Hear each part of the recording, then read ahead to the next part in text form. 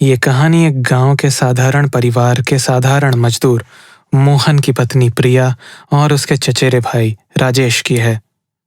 मोहन एक साधारण परिवार का अनपढ़ इंसान होता है।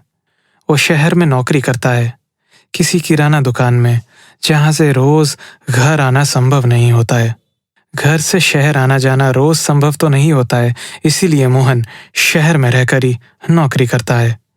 मोहन की शादी एक पढ़ी लिखी लड़की प्रिया से हुई होती है। प्रिया देखने में खूबसूरत, पढ़ी लिखी और चंचल लड़की होती है। अब सभी के साथ वो पति मोहन के घर गांव में ही रहती है। घर परिवार में मोहन के माँ बाप होते हैं, पत्नी प्रिया होती है और मोहन शहर के किराना दुकान में काम करने के लिए गया होता है, जो शहर में ही रहकर नौकरी करता है। कभी कभी उसका घर आना होता है। इसी बीच प्रिया अकेली रहती है। घर पर एक नौजवान औरत। तभी उसका एक चचेरा देवर शहर से पढ़ाई करके घर आ जाता है। प्रिया को देखकर चचेरा देवर राजेश मन ही मन प्रिया के प्रति आकर्षित होने लगता है और सोचता है कि कैसे प्रिया भाभी के करीब जाया जाए, और इसलिए वो उससे गहरी बातचीत का प्रयास करता है। कभी हंसी मजाक तो कभी भाभी भाभी कहकर खुशामद करता है, तो कभी मदद करने आ जाता है। वो बहुत अच्छी अच्छी बात करता था प्रिया भाभी से और हमेशा प्रिया भाभी की तारीफ करता रहता है, जिसे सुन और देखकर प्रिया का मन खुश होता है। राजेश को देखकर अब प्रिया भी राजेश से हंसी मजाक करने लगती है। दोनों धीरे धीरे बहुत अपनापन महसूस करने लगते हैं। कुछ दिनों के बाद अब तो आलम ऐसा हो गया होता है कि दोनों एक दूसरे को देखे बिना रह भी नहीं पाते। किसी न किसी बहाने एक दूसरे से मिलने, देखने और बात करने के लिए आ ही जाते हैं। और करीब एक दिन की बात है, प्रिया कुछ सामान खाना देने के लिए राजेश के कमरे में जाती है और राजेश को खाना देती है। खाना देकर राजेश को वापस लौटने के लिए मुड़ती है, पर राजेश उसका हाथ पकड़ लेता है और कहता है, भाभी आज रुक जाओ, मुझे आपसे बहुत सारी बातें करनी है। मुझे आपसे कुछ खास बात करनी है। प्रिया सब समझ जाती है और कहती है, अभी नहीं, अभी दिन है। रात को मैं अपने घर का दरवाजा खोल दूंगी, तुम रात के 11 बजे आ जाना। राजेश मन ही मन बहुत खुश होता है। रात के 11 बज रहे थे। प्रिया अपने कमरे में सो रही थी। तभी खिड़की से कूदने की आवाज आती है। प्रिया डर के उठकर बैठ जाती है। प्रिया चिल्लाने को होती है कि राजेश प्रिया के मुंह पर जोर से हाथ रख देता है। कहता है, अरे मैं हूं राजेश। प्रिया शांत होती है। राजेश धीरे धीरे प्रिया के मुंह से अपना हाथ हटाता है। प्रिया कहती है, अरे देवर जी, इस तरह आपको खिड़की से आने की क्या जरूरत थी? मैंने तो पहले ही दरवाजा खुला रखा है, चुपचाप दरवाजे से अंदर आ जाते। राजेश हल्की आवाज में कहता है, नहीं भाभी, दरवाजे के पास आंगन में चाचा चाची सोए हुए हैं, उधर से आना संभव नहीं था, इसीलिए मैं इधर से आया। प्रिया कहती है, अरे पर इतना रिस्क लेने की क्या जरूरत थी? मैं कहीं भागे थोड़ी जा रही हूं, यहीं तो हूं, कल आ जाते। राकेश कहता है, कल क्या, एक पल भी आपसे और दूर नहीं रह सकता मैं। आपसे मुझे इतना प्यार हो गया है। प्रिया कहती है, अरे चुप पगले राजेश, जरा धीरे बोल, कोई सुन न ले। राजेश धीरे से कहता है, मैं बोलना कहाँ चाहता हूं भाभी, मैं तो आपसे चुपचाप समा जाना चाहता हूं।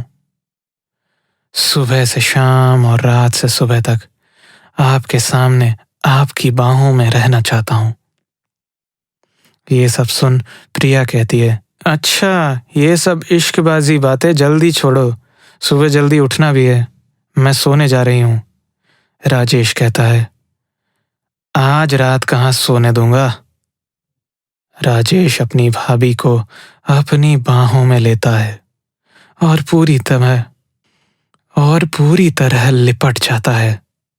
दोनों एक दूसरे में समाने लगते हैं, जैसे दो जिस्म एक जान हो। धीरे धीरे राजेश अपनी भाभी को इतना रोमांचित कर देता है कि मानो प्रिया में जान ही ना हो। वो बस इस तरह बेचैन हो जाती है कि जैसे खुद को राजेश के सामने समर्पित कर देती है। राजेश भी इस मौके का भरपूर फायदा उठाता है और अपनी सारी कशिश पूरी कर देता है और दोनों बेहद करीब हो जाते हैं और अपना चरम सीमा पर पहुंच जाते हैं। सारी हदें पार हो जाती हैं। राजेश दोनों खुश होकर शांति से एक दूसरे में लिपटे होते हैं। समय भोर का हो गया होता है, करीब 4 बज गया होता है। तभी प्रिया कहती है, राजेश सुबह होने वाली है, अब तुम्हें चले जाना चाहिए। कल रात को फिर आ जाना, अभी चले जाओ। राजेश कहता है, ठीक है। इतना कहकर खिड़की से निकलकर बाहर चला जाता है। इसी तरह रोज रोज राजेश और प्रिया के बीच ये सब चलता रहता है। तभी एक दिन अचानक प्रिया के पति मोहन 2 बजे रात को घर आ जाते हैं और अपना दरवाजा खटखटाते हैं। दरवाजे पर अपने पति की आवाज सुनकर अंदर राजेश के साथ सो रही प्रिया बहुत घबरा जाती है। वो दरवाजा खोलने में भी परेशानी महसूस करती है कि तभी अंदर राजेश होता है। प्रिया अंदर से कहती है, कौन है?